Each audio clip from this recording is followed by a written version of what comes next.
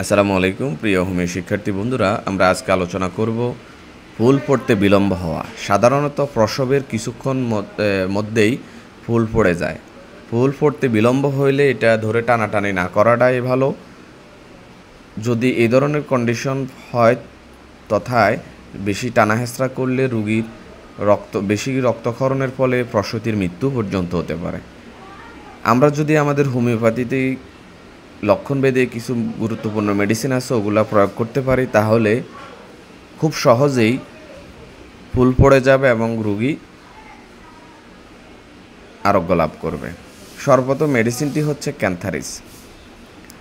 প্রসবের পর ফুল পড়তে বিলম্ব হইলে তথা আমরা ক্যান্থারিস দেব 3x আধা ঘন্টা অন্তর অন্তর 4-5টা ডোজ দিলেই দ্রুত খালাস হয়ে যায়। গসিপিয়াম মেডিসিনটির লক্ষণ হচ্ছে প্রসবের পর ফুল পড়তে বিলম্ব হইলে তথা আমরা গসিপিয়াম দেব ঠান্ডা পানির সাথে মাদার টিংচার 8-10 ফোঁটা আধা ঘন্টা অন্তর অন্তর সেবন করাইলেই ফুল পড়ে যাবে।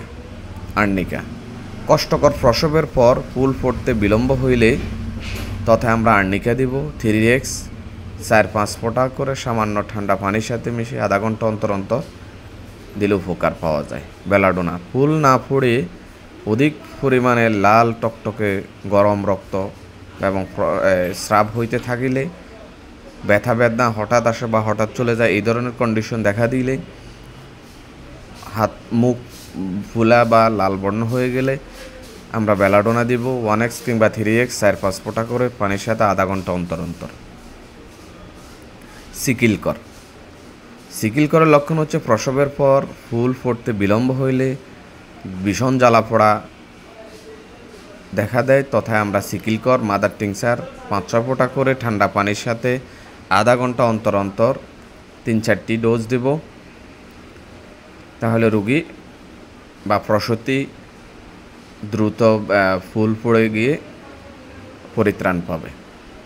ফালসেটিলা, সন্তান প্রসবের পর ফুল পড়ে নাই, ঠান্ডা প্রিয়, পানির পিপাসাহীন, স্থূলকায় রুগী ইত্যাদি লক্ষণ থাকলে আমরা ঠান্ডা পানির সাথে 1x কিংবা 3x 4-5 ফোঁটা করে আধা ঘন্টা অন্তর অন্তর সেবন করতে দিব, তাহলে ফুল পড়ে যাবে।